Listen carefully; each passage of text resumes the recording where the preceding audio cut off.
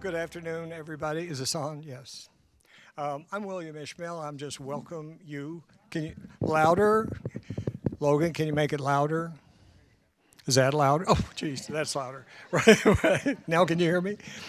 So I'm just welcoming you to the Kingsley Art Club. This is our final speaker of this season. We take the summer off and we'll resume in September. And I'm going to introduce today's speaker. But before I do that, we have one of our Kingsley members here, Emily Moulton. Emily, can you raise your hand? Where are you? Emily turns 102 this month.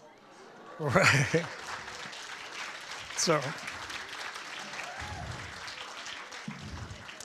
So we felt that was worthwhile embarrassing you in front of all these people.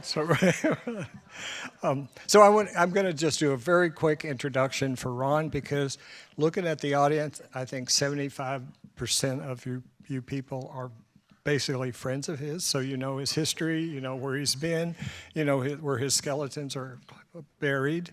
So no need to really go into much detail. He did, I met him when I was on an art selection panel for Stonebridge Properties, which is the development arm of Teichert. And I was a member of a panel, and Ron and his friend Michael Stevens presented. And when they left after their presentation, we said, do we really need to vote? These are the people that we want. And they did. And their art pieces are in Sutter Park, which is in East Sacramento, about 52nd, where Sutter Memorial used to be, where many of you were probably born, because that's where everybody got born if you were a Sacramento native. So with that, let me just turn it over to Ron and let him talk.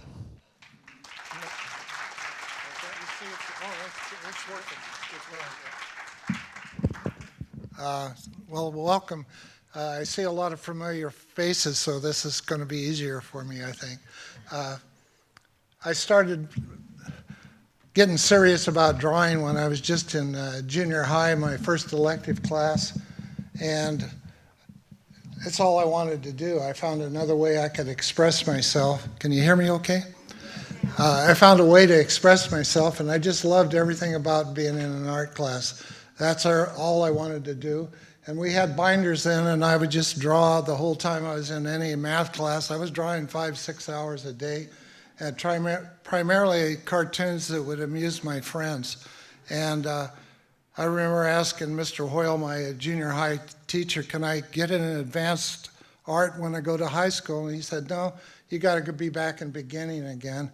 And I was just a street kid from North Sac, and I thought, I could take off my shoe, put a pencil between my toes and draw better than this guy. I was full of myself. And then by the time I got to high school, and I only had 1 hour with it, I was at the door of the art teachers right after the dismissal bell rang. I wanted to keep drawing. And this art teacher, Roland L. Allred, one of my classmates here, Vance Vassu's here, there was a bunch of us that he got us to all go to art school. He was just this old doofy guy we made songs about, but he changed my life. And the one reason that he changed my life was after school I showed up in his door, and he didn't chase me out. He gave me the ultimate trust. Turn out the lights and lock the door when you leave. I'm going home.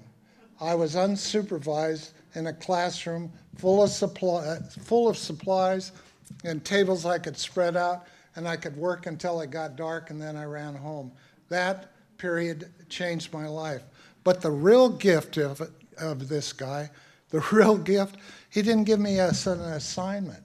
So I was free just to explore, just to flex my creative muscles, and that's all I wanted to do, was just to make stuff. There's something about creating something that didn't exist before that's bone-deep satisfaction to you. I think that's why Mike Stevens goes to the studio every day, that Ann Gregory goes to the studio every day. That's the stuff that makes you want to go keep repeating it. I don't know what kind of feeling you get, but I enjoy it when I see something in my mind's eye and then I can make it. It's just real satisfying. And that changed my whole life, that period of time when I could just play and draw every day. That really did change my life. And then I thought, coming to this talk, I thought, where did all of the irreverent humor and the humor and stuff, where did all that come from? And then I had to really think, and that came way before I ever picked up a pencil. There was a newspaper called the East Oregonian newspaper that was delivered to my porch in Pendleton, Oregon, on Southwest Goodwin Street. It was just tossed on the porch with a rubber band around it. But inside there was a comic section, and those were my first art heroes. E.C. Segar, who drew Popeye, he was a big influence on me. I remember when I'd get in trouble with my wife, I would always just say, I am what I am, and that's all that I am. And then when I was a teacher, I would say, that's all I can stand, I can't stand no more. And then I'd lose my temper and the kids would kind of quiet down. But Popeye had a big influence on me. There was Ernie Bushmiller that drew Nancy. I thought it was very juvenile as a kid, but when I saw him later on, I thought, this guy was really a true cartoonist. And I met Al Capp one time, and he did Little Abner, and Walt Kelly was a favorite of mine. He did Pogo. Those are the comic strips is kind of where I wanted to be. They were my first art heroes. I think E.C. Segar, who did Popeye, influenced me more than Picasso. Really, it did. And so I started thinking about those cartoons and the humor, sight gags, puns, one-liners, satire. That was all the ammunition that I use when I make my art today. It all came from those cartoon guys that I just looked at very carefully as a kid. And even the love of words came from cartoons. Then I got to thinking I had to give a talk today, and I thought, how can I present that would make sense to people? A lot of you guys are making art here in this room. And I thought, how can I make sense of it for you? And then I got the idea about thinking about cartoon strips. They not only have speech balloons for when people talk with an indicator who's speaking, but the best invention was the thought balloon. Those little bubbles over the head that allowed you as a reader to have direct communication with that cartoonist. It was like a private conversation. You were in on something that nobody else knew. And I thought, that's what I'm going to do. I'm going to let you talk about my art, and I'm going to tell you what was in my head. And I think that might be the most valuable thing about this artist talk today. I'm going to let you hear what I was thinking. And art was very good to me. It gave me an identity, it gave me purpose, it gave me a place to hang my hat. I felt a certain amount of self-esteem of being a guy that could draw. And went on to American River and then on to Sac State. I could see my professor, Jack Ogden's here, who I love dearly. I had a very good art education, and I never complained about it. A lot of people go to college and then they sit there and complain about the education they received. I had good students my classmates were Ann Gregory, Mary Warner, Phil Weidman, Mike Stevens, Suey Dan, and I mean, that was a big lineup, and I could keep on naming names. That was a very good time when I was in school. They had a big influence on me, the people that I went to school. So I'm going to get started before Ishmael puts a hook on. I guess that's it. I was watching TV, and I was watching the presidential debates, and I thought, I need to make a portable lie detector. These guys are just telling fibs. And so I had the idea of I could make a portable lie detector by just taking a stack of holy Bibles and putting it on wheels and just wheeling it out and asking the candidates, put your hand on that stack of Bibles, tell the truth, nothing but the truth, so help you God. And I thought, I wish I'd have had this when my daughter first started dating, but that's what I see in my head, and I do sometimes a quick sketch, and then this is I guess, did it work? There it is. That's how it came out. The only problem was in the construction of this, the bubble over my head. The only problem in the construction was my neighbors are very religious, and I was hoping they didn't pull in while I was drilling holes in the Holy Bible to run the cables up into it. But this is kind of where my mind works. Sometimes it arrives full. I get the title, the piece, everything at once. It just appears, and I just brainstorm. And the way I brainstorm is I just ask myself lots of questions. I would say, Jesus was a carpenter. What would his tools look like? And I just keep asking questions like that, the hypotheticals, and hope that they'll become something. This is on the back when I was at Axis Gallery as a member, and this was the back side. I found this the other day, and I would just, while the meeting was going on, I'd just stuff would pour out, things that I've been thinking about. And I had this grindstone idea of this figure head and kind of the grindstone image. I have grindstones on my property in Lincoln that Native Americans have, and I pass them every day. And that I've made a half dozen pieces using that inspiration. And then there's a Duchamp piece of the stool that I thought maybe I could put a piece of neon on. And that's how the piece came out. It took 10 years before that. I finally did that in Ray Gonzalez's class at night on a Monday night. And the interesting part for me is I saw Ruth Rippon when I was 17 do a demonstration where she threw a head shape on a potter's wheel. She had some pieces leather hard. She turned them over with a few deft cuts with her needle tool and applying a nose and a mouth. She made a face right in front of me. And so for all these years till I did this piece, I thought I could use the potter's wheel to make a face. This was thrown on the wheel and double walled, and then it's probably as heavy as a bowling ball, but it's kind of about the human condition. I don't really have a title for this. Usually titles are very important to me. I want somebody to look at a piece, look back at the title, look again at my piece, and then smack themselves in the head.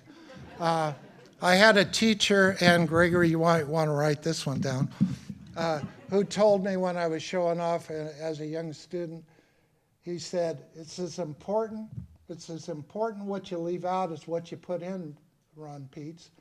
And I've taken that seriously to heart, and I make my pieces as simple as I can make them. I don't put anything extra that gets in the way. And here's how that Duchamp, from that sketch on that paper, I have a scroll. It's a little from the side, but it's a real soft loop of neon. It's my light in my front room.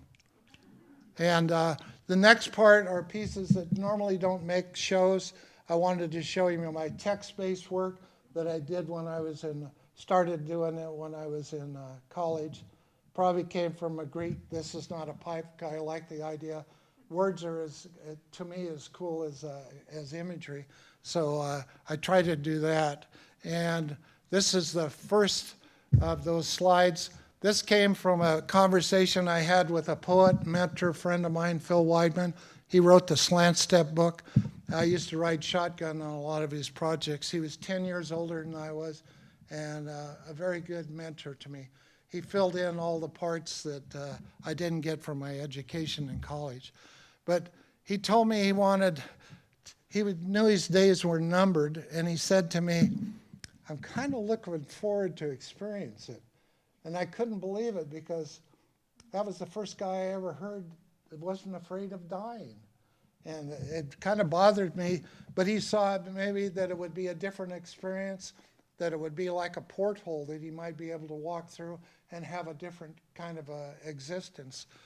And after he left, I came up with this. I was so affected by it. I'm dying to know. It sits on my property, and every time I walk by it, it gives me a new reflection on mortality, and especially as you start to age, the numbers ahead are less than the ones from behind. But I like that piece. Then this is just a real simple idea. I just alter stuff. This is kind of Marcel Duchamp kind of ideas. I look at stuff and go, what can I make out of this? And this is where these ideas come from. Again, just asking myself questions. And I'm making, my friend Richard Gillis made prints of that, and they came out better than the actual piece. But I just took 10 snips, and within a couple minutes, I had a piece done. This is dedicated to Wayne Thiebaud. I got to hang with him for a short period of time in my youth at a party. And my friend Phil and I were peppering him with questions, and he really impressed me how articulate he could be. He has a big influence on the art in this community. You can go to some galleries and it looks like there's at least a half dozen people still copying the guy. But anyway, I asked Thiebaud, what advice do you have for a young guy starting out like me? And he said, I envy you your youth, but he said, if there's a rule, break it. And he looked at me and he said, do you realize you can make anything you want? That it's wide open? That you can make anything, have the freedom to make anything that you can think of? And I think in retrospect, that's exactly what I've been doing. And I'd like to make these pieces into benches and put them out in front of colleges, because they teach you a bunch of stuff, but really you got to kind of go your own way when you get out of school. You got to find your voice. The only way you find your voice is just to go to the studio and make stuff. There was a guy called Fred Babb who used to have great advice that said, good art shouldn't match your couch, but the best advice for a young artist is just go to the studio and make stuff. That's my only advice I have today, too. And this was accidentally on purpose. These are the words you don't want to hear if Ray Gonzalez opens up a kiln and you have a piece in there. If you have a piece in there that you put a lot of time into. But I just like real short things. And this one, I think probably came from Marcel Duchamp's, that Bride Stripped Bare by Bachelor Even. A piece broke and he just said, oh, that's okay, he fixed it. And he said the cracks need to stay. That's part of the accidental part about the art. But I always like to smack stuff after I make it, because then nobody will ever buy it from you. They buy a broken piece, they want it discounted, I think.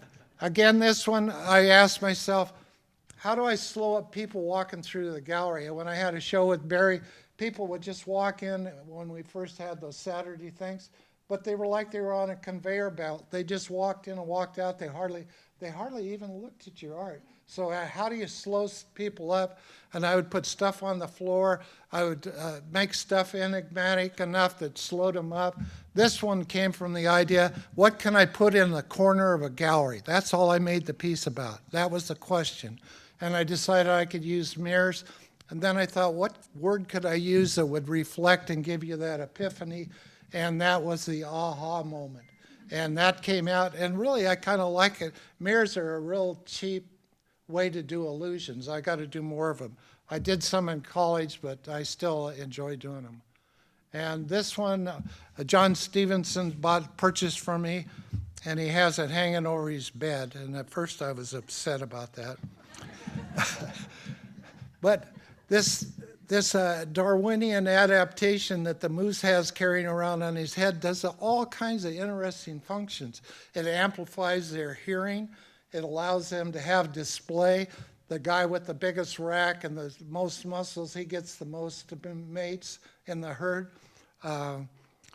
They regulate his temperature. And then in the wintertime, these things just fall off to grow a new set the following spring.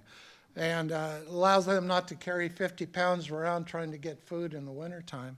But what a wonderful, wonderful thing. And when I found this, I just thought, oh, I got to put something on it. And I sandblasted intelligent design into it. This is one piece I'd like to buy back. I really like this piece. Well, a short story. John Stevenson purchased one of my pieces, and that came from, I thought, I kind of miss the daily painting thing. And sometimes when you're conceptual, idea-based guys, you get an idea, it only takes 5 minutes, and what do you do for the rest of the week? So I hung a jacket on a fence and I gave it coat after coat after coat of white paint, maybe 5 gallons or something, till it was very stiff and flat. And I took a hanger and I hung it into art show at Axis Gallery. And John Stevenson was looking at it, and I leaned over and whispered, what that wall needed was a good coat of paint. And I swear to God, I thought, nobody's going to buy this shit. And John Stevens said, I got to have it. And then I thought, here's where cartooning, that being a child, the cartooning runs still through me. That was a big influence for me as a kid. The idea that you could put cuss words in cartoons, but you had to put them in symbols. And I just like that. And that came from the idea driving through Sacramento. There's always some character walking the streets, cussing and animated and yelling about something. And I thought, I need to make him a wagon he could pull down the street. This one is political in the sense, I did one of Abe Lincoln's words, and then I used one of Donald Trump's here. And I don't think this is going to make the presidential library. This is the excuses they always give, it's just locker room talk. Boys will be boys. No, it isn't. If I had said that as a teacher, I wouldn't have had a job. Sometimes politics can be depressing. I try to be humorous about it. This one I can't talk about in the time, but it's a tool to make the slant step, an object that William Wiley did. If you're interested, you can read about it and see. There's a book called the Slant Step Book, and the original slant step's in the Davis. This is the last of these text slides. I first made a piece that just said nothing on granite, and my friend Phil would help me set the show. And he'd say, you want nothing here or nothing over in that corner? Where do you want nothing, he would yell. And that was the best part, because nobody got the idea until I did it in full sentence. And this greets me when I come home. It's at the entrance of my house. This is a piece that I did that was mentioned in Sutter. And my friend Mike Stevens and I decided we'd apply for a 2-part sculptures in this park. And it was a long, terrible meetings about what we were going to create.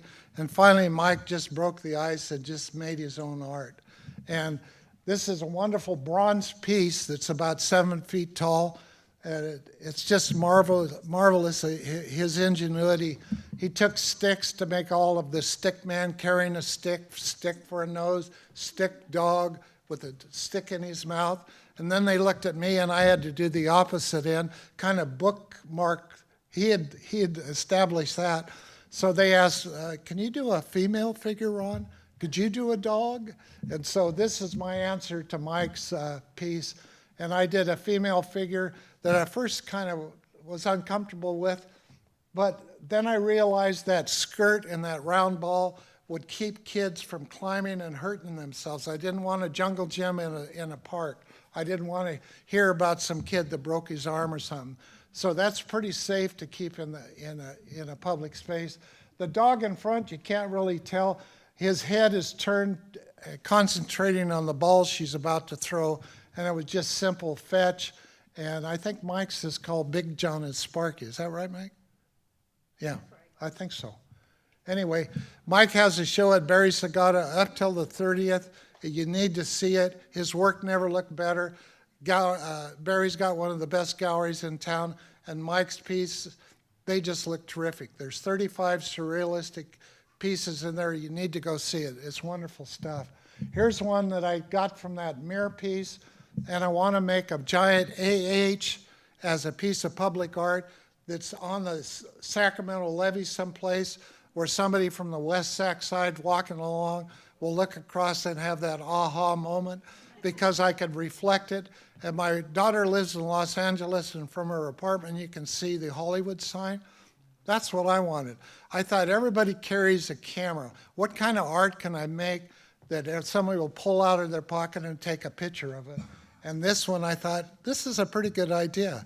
Maybe somebody could put this over on the levee close to the Crocker. Here's one that was just a rock in a hard place on my property. On my property, I had a giant boulder and a strap broke, and the rock that I was going to use rolled down the hill, went into my pond, never to be seen again. But this, I think, would be a good idea too, but I have to have a boulder that when you stand next to is kind of menacing, so it makes you feel uncomfortable, and then a giant hard rock on the other side. But those are like, I guess you would call them a maquette, but they're pretty good size. Everybody that brings their children will always put their kids out there to take a picture of it. And the next parts are just a combination of just random ideas that show you how my mind works. I don't have a signature style. I do not have a signature style. That's the rule that Thibault asked me to break. I don't have one. You know when you see a Rothko, you know when you see certain artists, they have a style that's uniquely their own. I don't have that. And two big inspirations were Magritte and this Picasso piece. This was the first image in Jansen's History of Art when I got my first big, thick art book. You turn the page, this is how he started it out. And that always puzzled me. You're going to write a book on the history of art, and that's what you're going to start your book with? Why? And then I realized it was that leap of imagination of Picasso looking at a bicycle seat and the handlebars and seeing it as a ram's head, and he cast it in bronze and promptly displayed it, and they threw it out of the show. But that was a big influence on me, that simple thing. Maybe Merritt Oppenheim's piece where she fur-covered teacup and a spoon and stuff, that piece always got me too.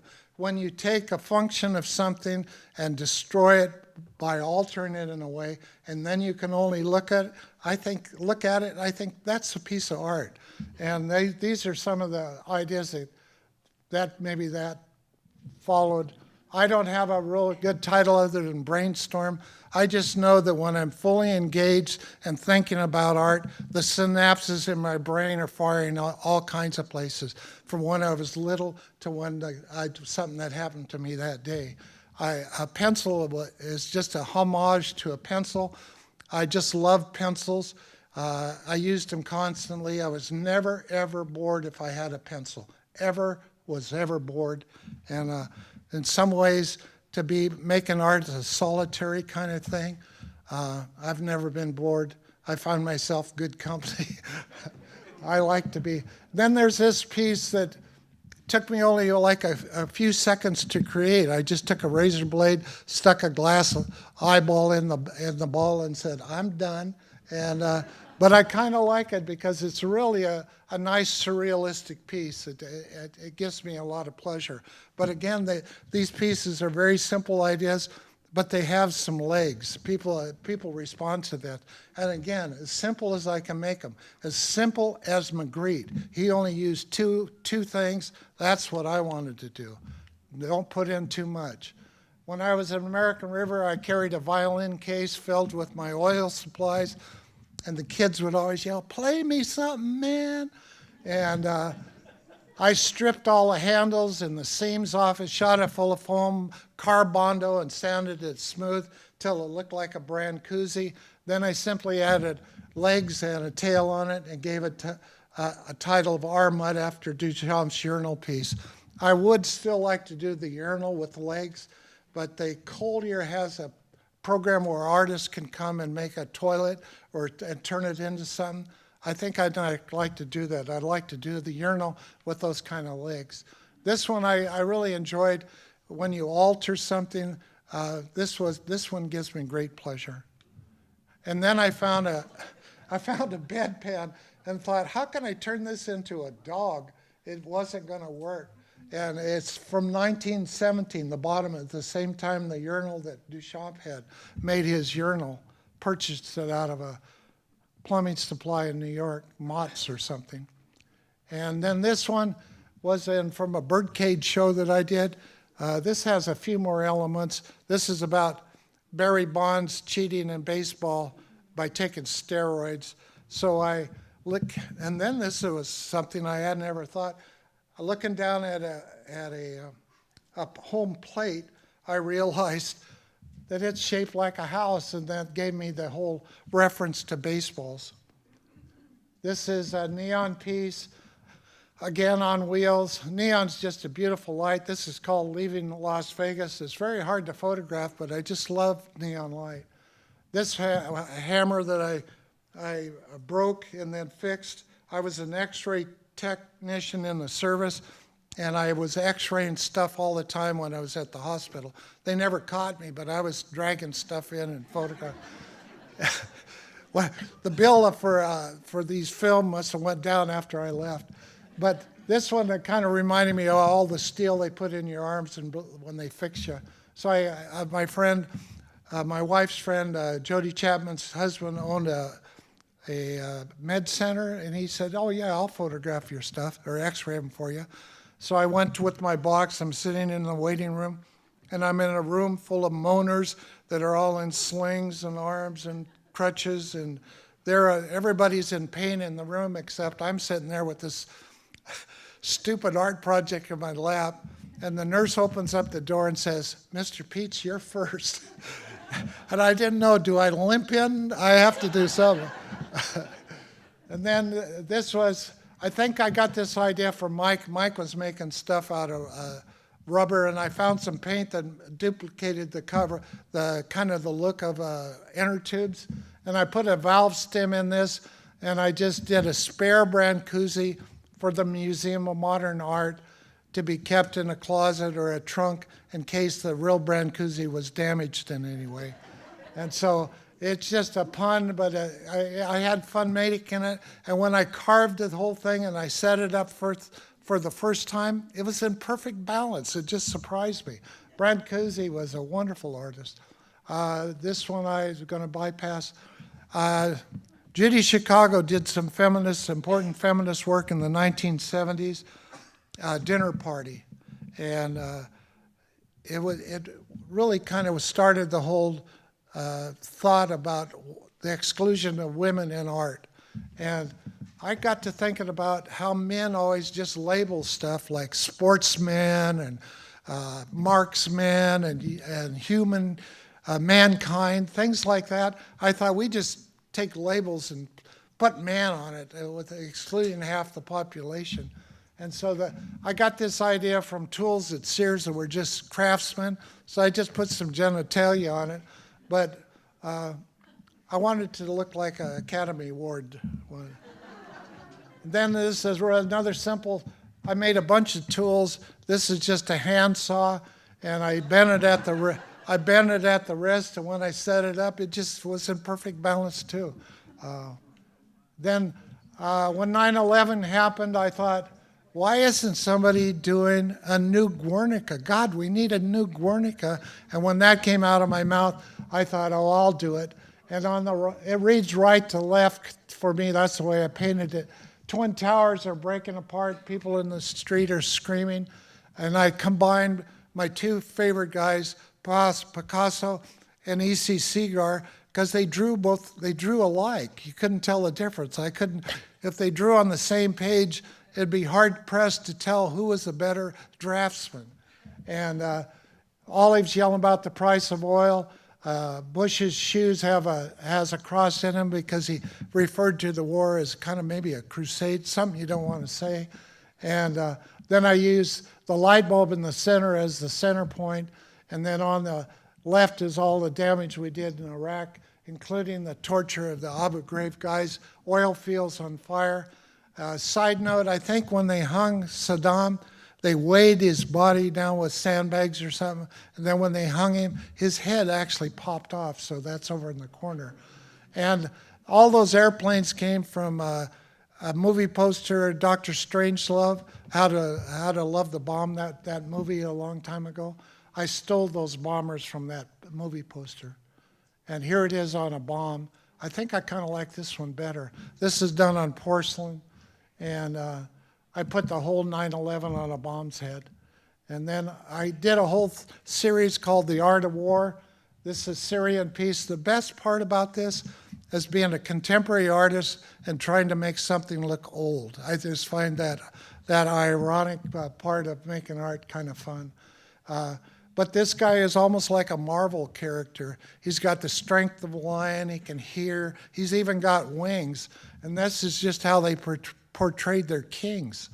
And here's another one that I made about 15 or 16 years ago, Sumerian figure, and he's carrying the golden nuclear bomb in his hand, and his arms are cracked and he's about to drop it. This piece could be used today with the war we got going on. It hasn't changed much. And then this is, sometimes I just do science experiments that gone bad. I took a stack of National Geographics, put them in a darkened box, placed them over a termite nest I found on my property, and then came back. And these termites had eaten the sculpture for me. They made it for me. When I opened it up, when you see it, it's very beautiful. It's like looking at a topographical map. These little termites didn't like some ink, and so they ate around it. And there's little hills and valleys. And I put this in a glass case. But it's just, letting termites do what they do, set up the conditions. Magritte has been a big influence on me. And I thought, he used mirrors, and that's why I used the figure of Magritte's guy with the derby hat. And I wanted, again, to push a sculpture as close as I get to the wall, so people, in order to see the face on it, had to look through a mirror. That was the whole idea behind it. And it just, to slow people up, to look at the titles. But to break that mirror, we had to smack it a bunch of times. And then a big piece blew out, and I had to put a rock where the hole was. And then I made a lot of pieces from Shakespeare's Hamlet, his soliloquy where he's talking to himself, to be or not to be, asking whether it's not his life really worth living. And at the end of it, he just says, conscience makes cowards of us all.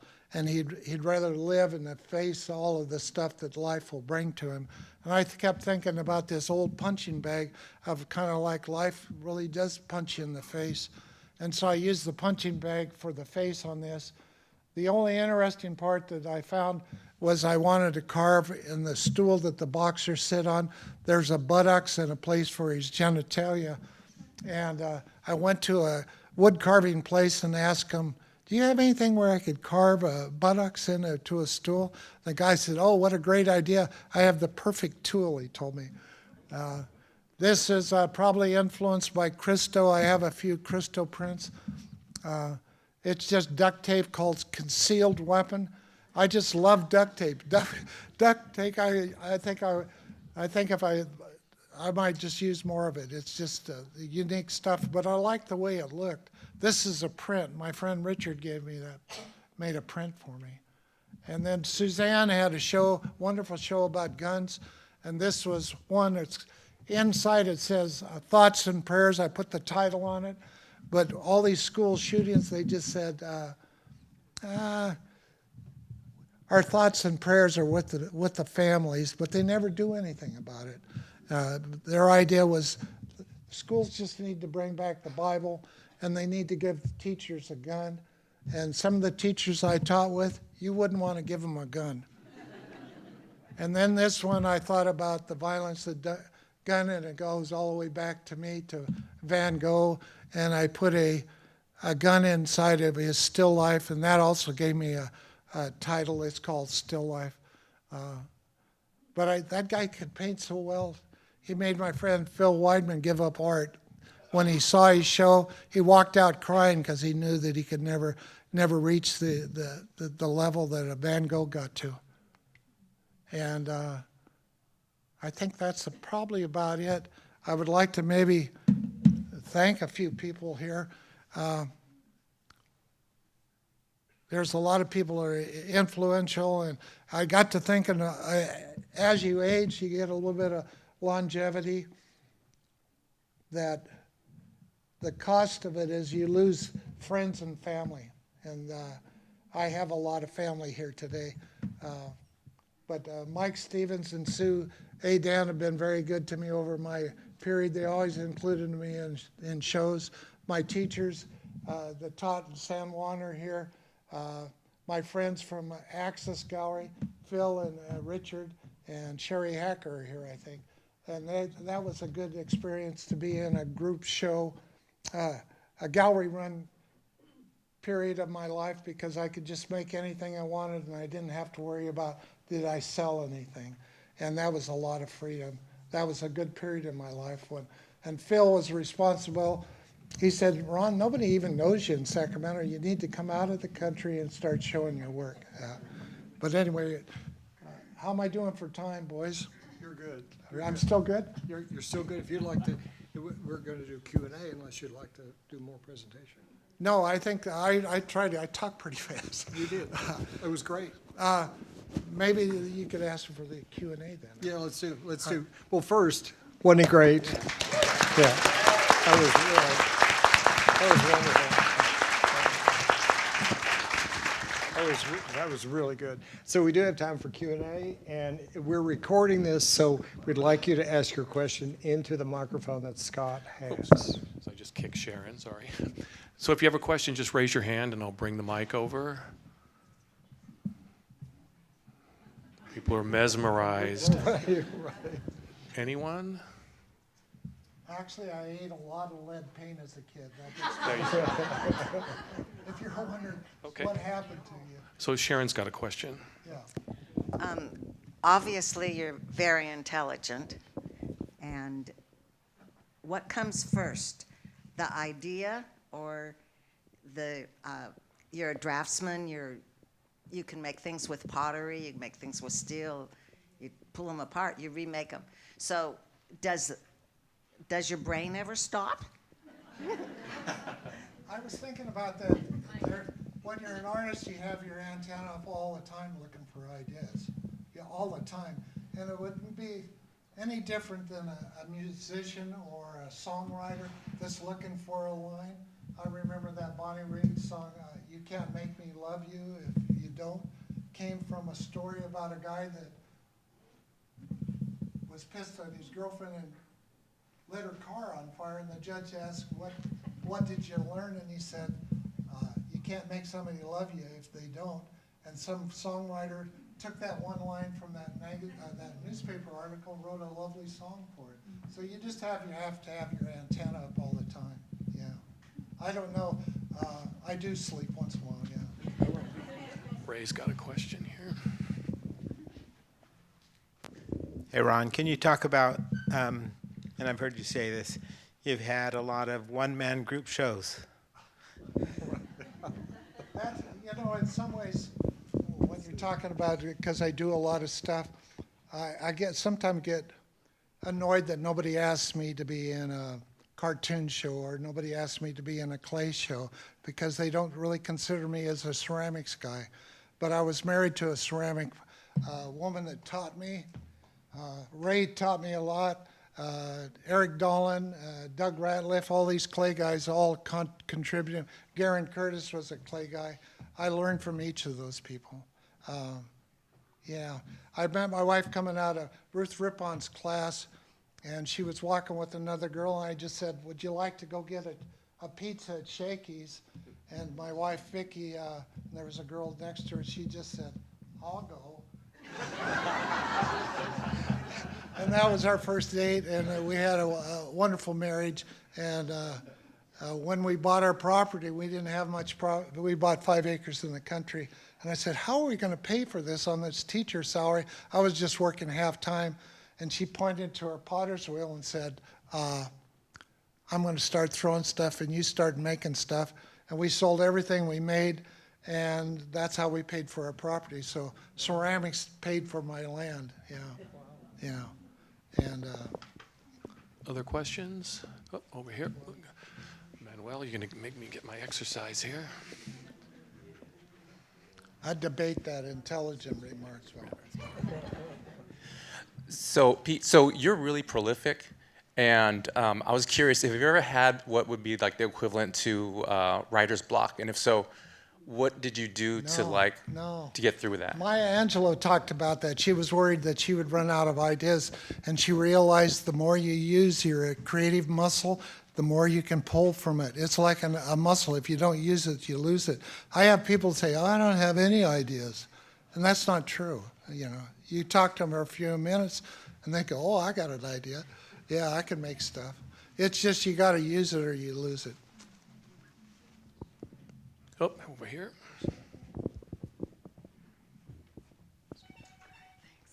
Actually, I've been adopted by a Mexican family in Lincoln. I'm the oldest adoptee in Placer County. The Gonzalez family, what a wonderful family to be adopted by. And the only problem is I can't, if I got a complaint about it, Child Protective Services tell me I can't call anymore. So, hey, Ron, do you right now have like a burning desire idea in your head that you're like, this is what I'm going to make next. I got to make this thing. I'm having trouble with a certain idea that I had because I know it could get me in trouble if I made it and displayed it. I had this idea of making a rustic chest of drawers in my bedroom, but I wanted to put it in the shape of a cross. And so it'd be a cross dresser. And I thought, man, I'm going to get in trouble for that one. There's no way I could do that. It's just, I see it in my head and I know that it would be a wonderful piece, but who in the hell, somebody's going to get upset. The Bible people or a cross dresser, somebody's going to be upset. Ron, if I could just say, if you haven't gotten in trouble over some of the things you showed today, you're right. good. Oh, yeah. Because Actually, I make a lot of crosses. I'm really interested in crosses. I made one out of money, dollar bills, just floating. And that's for those guys that are on television that says just, I'll answer the Lord's Prayer, just send me money. Those guys that ask for money as a thing. But I've been making crosses for a long time. And I made some and the Christians are buying them. And I just go, I don't think I'd ever sell one, but they're kind of popular with what I do. I just could never figure out the instrument of his death, how that cross could be something that you'd want to put around his neck, around your neck, that he died on that cross, and you're wearing it around your neck. I made one that with my most valuable possessions was baseball cards. All my best baseball cards I made into a cross, because I just wanted to make something that was priceless, something that nobody could have money enough to buy. And that was kind of a fun thing. But I still make crosses. I don't know, I have a bunch of new ideas that I want to do, yeah. I just sit there and they kind of tumble out, and sometimes they surprise me where they come from. I don't know, yeah. But it's something that, if you exercise, your brain said it'll come to you, yeah. Some kids look at me like I ate something strange. I had a show at American River, and the kids all kind of looked at me with their head kind of turned, like that.